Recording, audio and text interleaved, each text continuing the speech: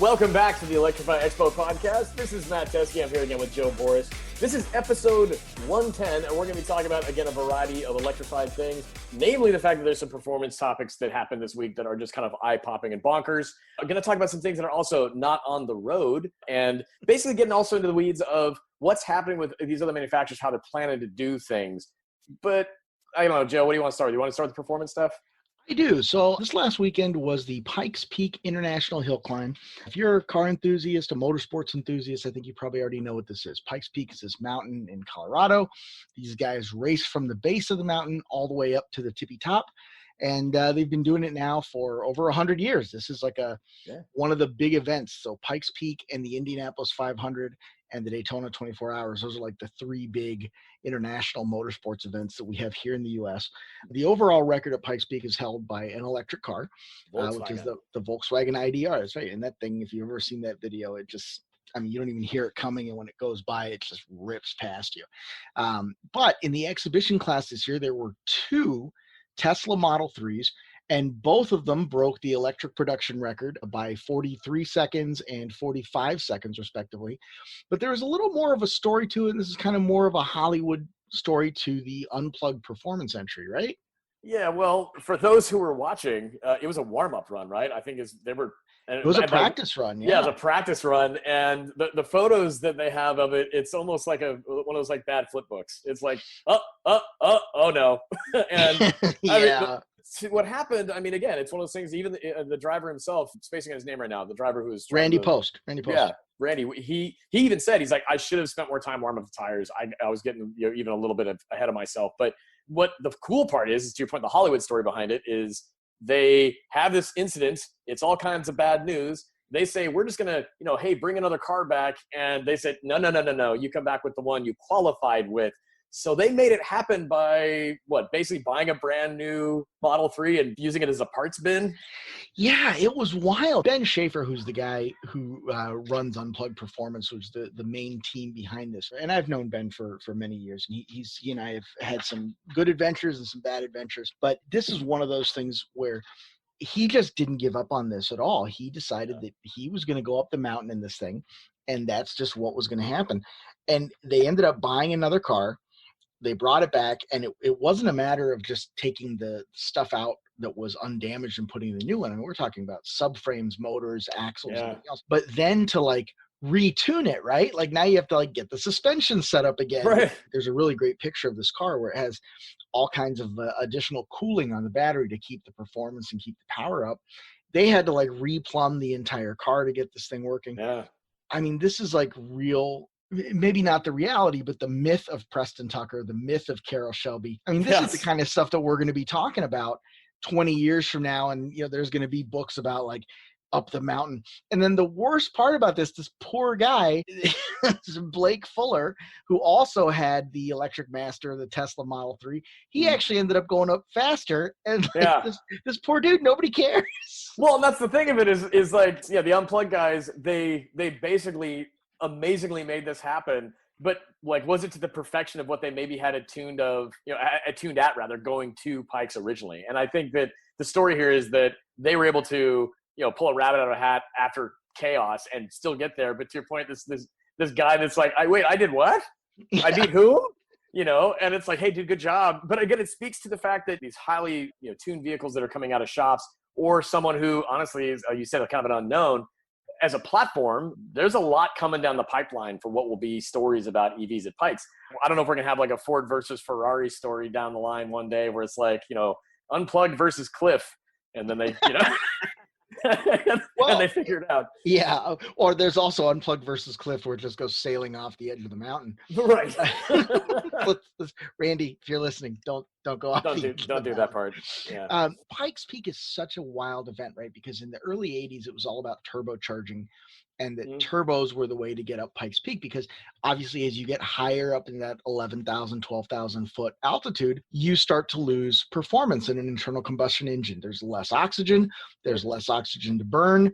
And, without compression, even with compression, you lose a ton of power.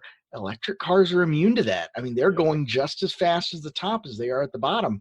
And that's really, I think, something that's going to like drag racing, it's something where these cars really excel by their nature. And I think I don't see internal combustion coming back and taking back any of these records. I don't know. I mean, physics is not on the side of combustion engine cars for this one. It's, the idea of, well, so driving with fire is not as effective as driving with batteries. It's like cooking with fire. Is it as effective as cooking with batteries? I mean, I don't know. You're cooking with batteries over there? Well, okay, I guess cooking with electricity. I mean, yeah, there you go. That was, again, like I said, I'm thirsty. I'm dehydrated. I see you taking a sip from your green, gigantic cup. At this point, I'm doing it just to hurt you the most. It's frustrating because I'm parched. Yeah, what we've known as performance and the challenges of something like Pikes, we just kind of turned it on its head. That one of the things that has always been a struggle to overcome, now we're talking suspension tuning, now we're talking driver, now we're talking vehicle weight. It's going to be bonkers to see how this changes over time. I mean, it really is. But it's all going to happen fast, I think. It's going to happen. Well, yeah, it's going to happen very fast. So we're talking about Teslas here, and I think they're doing a lot, not only for the Tesla brand, but also for EVs in general and how they're perceived out there. One thing that speaks to how these EVs are being perceived is obviously the charging networks that are out there. Tesla is now officially kind of getting in bed with Target, and they're putting their supercharger V3 network in, I think it's a pilot program of like 40 stores. This is kind of funny because to me, as a branding exercise, you have people who are buying Teslas and owning Teslas, taking them up the mountain and kind of putting them in all these premier events like Tesla Corsa and things like that. And then you have the actual company who's like, wouldn't it be cool if they're back to school shopping in the Tesla and they had a great place to plug in and charge?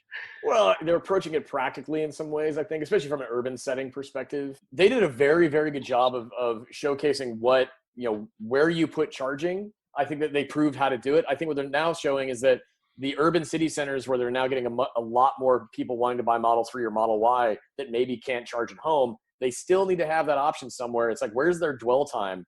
Well, they can go to Target and they can do some quick shopping, whether it's groceries or God knows what else. And there's like a Pizza Hut Express inside. You can grab a pizza too. And I don't know, an icy. I guess that's Kmart from back in the day. You know what I'm talking about? Yes, I do know what you're talking about. Yeah. The polar bear. That guy was awesome. Yeah. It was every time you walk into Kmart, like, Mom, I want one. It's like, no, you can't have one. No, you can't have one. Well, I'm an adult now. I can have whatever I want. I know, which means I gotta go find a Kmart, which means I think I'm not getting my icy. It's akin to what we've seen happening with with Electrify America and their relationship with Walmart. Is basically, where can you find a big footprint of pavement that has power at it where you can quickly leverage putting in infrastructure? I think that's very interesting what you're saying there, because honestly, I hadn't thought about it. I was looking at it from the point of view of like, we think of, or at least I think of Tesla as a premium brand. I think a lot of people do. And Tesla really wants to be a more mainstream brand, right? Like they're looking at bigger numbers. They're talking about, I remember Elon Musk made the comment that I want to be building these things so fast that wind resistance inside the factories becomes an issue, which I thought was a great line. It was what a quote. Yeah. What a quote. Yeah. It was total garbage in terms of reality, but it was an awesome quote. So to me, this was a weird step, but you're absolutely right. You look at like the urban centers of Chicago and things like that.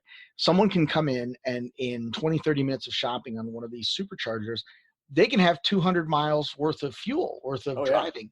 And that might do them for a week, maybe more, especially if they're in the middle of a big city. Oh, totally. No, and everything they're talking about for what they're putting in, from what I've seen, it's going to be a level 7 supercharger. Again, V3 as Tesla calls it. But yeah, on that level, if you pull up with 2 miles of range left and you decide to do some shopping and grab a Starbucks or something, if you come out after 30 minutes, I mean, yeah, you're going to be at 250 miles of range plus back onto your car. It's ideal in that sense. Yeah, where's dwell time? Where do people naturally go that are not homeowners that will need to find fuel fast? Target's a good example. And I think to your point about the cachet of Tesla and their brand, it's interesting because Electrify America and their network, they have a similar relationship with Walmart in their deployments. But then you're having conversations about like, the Porsche Taycan that will be using Electrify America stations. Similarly, those brands have cachet, but filling up at Walmart, it's kind of the same conversation. It's like, what's the goal here? Like, this is getting kind of weird for those owners. For some of them, not all of them, but for some of them. Yeah, I don't know that that's really for them. I kind of see that, again, more as a marketing thing, but I saw this as marketing. So maybe I'm wrong about that. No. It's still eyeballs. I mean, the fact that there's a lot of photos being taken of some of the new Tesla superchargers that are down at In-N-Out Burgers in California. They're just lining like a parking lot of In-N-Out with Tesla superchargers. And visibility, it matters. If people wait in line at In-N-Out Burger for a half hour to get lunch on a busy Saturday, that's good. That's good marketing. It really That's is. good marketing. Yeah. The old style, you Yeah. know, drive up and they bring you the thing and you're sitting in the car while you eat it. It'd be cool to go up and just charge there for 15, 20 minutes while you eat your burger. And yeah. Dude, well, that's the old school drive-in thing. You would pull up in your car, they bring your food out to you like a sock hop or whatever, but you were in your car for what, 20 minutes, 40 minutes, however long it took. Yeah, they should have these. They should bring back drive-ins. I mean, ever since COVID hit, you know, because we're still all dealing with this global pandemic and we're all dying. You know, that kind of thing would be great where we could sit in the car, charge the car, watch the movie. And, you know, you're talking about dwell time, which is a great term for understanding the EV deployment of infrastructure. Now you've got essentially a captive audience of 50 to 100 cars that's going to sit there for 2 hours. You might leave fully charged. You totally would. Yeah. And you wouldn't even need like a level 7 supercharger that like the Tesla's putting out there, or that like those level 7 stations from Electrify America. Those are giving you, 20 miles of range back per minute. If you're sitting in a movie for 2.5 hours, you don't need that much power. So I think there's a lot of opportunity with that. Again, it gets, like I said, it gets back to dwell time. Yeah. I think while we're talking about movies and drive-ins, it's worth mentioning our editor here, our producer, Chris, he has a conspiracy theory that when they release old movies on video and TV, they make them look worse so that they can make the newer ones look better. So I wonder on like the big drive-in screen if like they would be like 8K super ultra high definition. Man, well, especially if they had enough juice to charge 100 cars running through it. Well, is it weird to like, oh, they're releasing these old movies and they're looking worse? Is that just an admittance of we're all getting old? No. I refuse to accept that. I don't want to accept that. No, I'm much more on board with like a multi-billion-dollar industry-wide conspiracy than I'm getting old and my eyes look funny. I think he's onto something. I think he's onto something. Well, let's move on to I don't know if it's topic 3 or 8 at this point, but no, we're category Z. Oh, well, we were talking about things that go fast, and obviously there's Tesla supercharging, but we didn't even bring up some of the speedy moments that occurred on the track this week. I think you're talking about that 9-second run from the Lucid Air, 9.9. the world's fastest limousine at this point. Seriously, it's like, and what, 1,080 horsepower is what they were saying it was clocking in at. I'm going, so that's moving, man. A sedan that size of that weight going that fast. That's pretty incredible. And they put it side by side against the Taycan and against the Model S, and they wanted, again, they knew what their benchmarks were to wow people, and I think they're doing it. That's going to be an interesting thing because this 9.9 is not a gimmick. That thing's going to be able to run 9.9 pretty consistently, like 9.9, 10.0, 10.1. It's not like the Tesla where you put it in ludicrous launch mode and you get like 1 or 2 really hot passes, and then you start losing half second to a full second every hit. This is something that's going to be really interesting in the same way that the Rimac is very interesting in that it has almost like a capacitive way of just dumping a bunch of power real quick. But that's all over my head. It really is. They're explaining it to me. Yeah, they're explaining it to me, and I'm just kind of like, let me tell you about these tires. You need these tires. I'm still in that mode. It's one of those things where you think about what's going to happen in tuning over time. Like I know how to take a motor apart and rebuild a motor. And a lot of the technology that's going into what's happening with these cars, again, the battery technology is at the heart of everything, and how effective and efficient that battery can be to do what you just described. It's like, oh, we do a power dump and we can basically make it like you do like 10 times in a row and boom, boom, boom. It's like tens the whole time.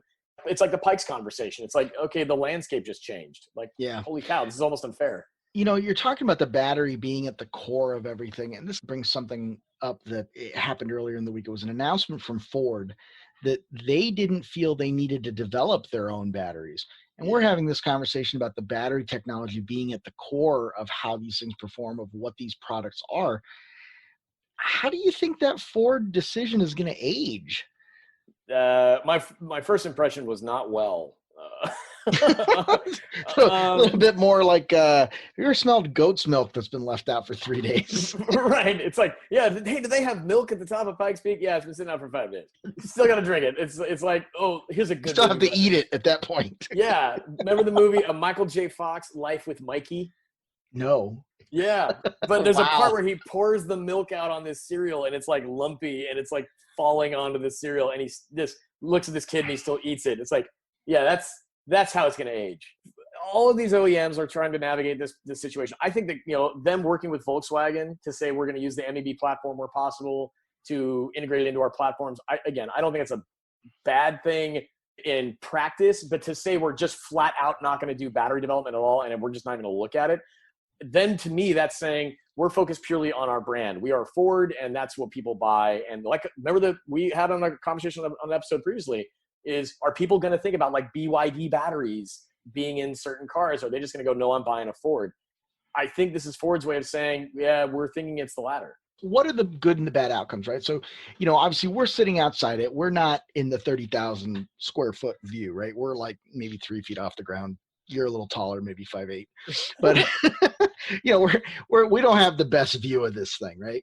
What are the good outcomes? Like, what's the positive here? Like, they save some R&D money short term and bank on the fact that people are buying their brand. Because I see a lot of negative here. Like, what if Volkswagen just decides, we've had enough of these Ford guys and we're not going to do batteries? Countless scenarios that could like leave Ford hanging in the wind on this, and that's not a good thing. I'm not going to write it off that Ford will never get into batteries. I think that they're being right now strategic and pragmatic about where they can play in the space and how they need support. I don't think it's a bad thing. It's a business decision. But to your point about what can that do to them in the long term, anytime you're leaving your core competencies to someone else or another company, and again, batteries and EVs, that's a core competency. Yeah, you risk a lot. You mentioned pivoting and things like that. To me, this is more of like an underlining kind of thing to Volkswagen. Volkswagen has committed that they are going 100% electric. To Ford, for Ford to come out and say, we're going to let somebody else handle this and it's going to be a branding thing for us, that to me speaks to the fact that Ford still sees EV as a niche. They still see totally. electric as like a side business to their real business of selling SUVs and pickup trucks. Looking at it at face value, I think that's a fair judgment. I think that the other thing to consider too is they still have their relationship with Rivian, and they're invested heavily there. Rivian isn't using the MEB platform from Volkswagen. They've got their own battery development for what they're doing, and with backing from groups like Amazon, where their technology goes, it could be that they say, hey, right now we're not really invested heavily into this because we also know that in the background there's this other thing that we're going to leverage that inevitably we could potentially partner with more effectively. And to your point about trucks, the MEB platform is something that Ford looks at and says, okay, that's going to be great for CUVs, sedans, small cars, you name it. Ford, they don't even, they sell the Mustang here in North America, and that's it. They're truck SUV. So they might be looking at it saying, well, yeah, we don't really need to worry about it right now domestically here in North America, and abroad, we're just going to use the MEB platform. And what's their bread and butter? To your point, it's still the F-150 here in North America. Do I think it's going to go well in the long term? I wouldn't choose to just say we're just going to outsource this, but again, call them in a year. Yeah, Ford is so funny because they're just so massive and so big, and there's so much inertia there that getting them to move quickly one way or another seems to be a real struggle. And I say that with love, because for every episode that we do where we complain about something Ford is doing, like this, like the Bronco, the very next week they come out with something that wows us. So I'm really excited to see what I'm going to be wowed by next week. Well, again, take everything for what it is. This is what they had to assess right now, but it's not like they're not doing something else that's related to this topic. We talked about companies kind of giving away their core competencies, right? Ford has been doing this for a lot of years. Back in the 80s, there was the SHO Taurus. And when Ford owned the PAG group, which was Volvo, Aston Martin, and Jaguar, they were buying engines from Yamaha. That was kind of a weird thing too, that their premium brands had Yamaha V8s rather than Ford V8s. But speaking of that, Yamaha's also in the business of making engines, not only for cars and motorcycles and things like that, which they do have an electric motor that they've been kind of promoting as something that could go in.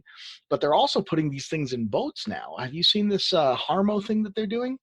I think it's just like the cool. Again, once I saw the photo of it, I was like, "Oh, this is so fun! You can just attach this thing somewhere." It's an outboard motor, but it's not like the traditional outboard motor that you've seen on anything. It's totally different. To me, it looks more like a Dyson Airblade fan, where you can kind of stick this thing anywhere. It goes any direction. They had a video of this thing where it was a CGI thing, but they had this little boat and it pulls up to the thing and it like does this like parallel park where the boat just moves sideways because the motor can tilt a full 90 degrees or 180 degrees. It can go backwards, forwards. And the other neat thing is it really frees up the field of naval architecture or boat design because you don't have to put this in the back of the boat. It's not tied or tethered to Yamaha's, quote unquote battery technology. It's kind of battery agnostic. It doesn't care where its electrons come from. So you can put 2 or 3 of these on the side of a big pontoon boat or in the middle of something like a ferry so it can make ultra tight turns. It's kind of cool. And then obviously being quiet, you're not going to, quiet and electric, you're not going to have gas and oil and everything in the pool and in the marina.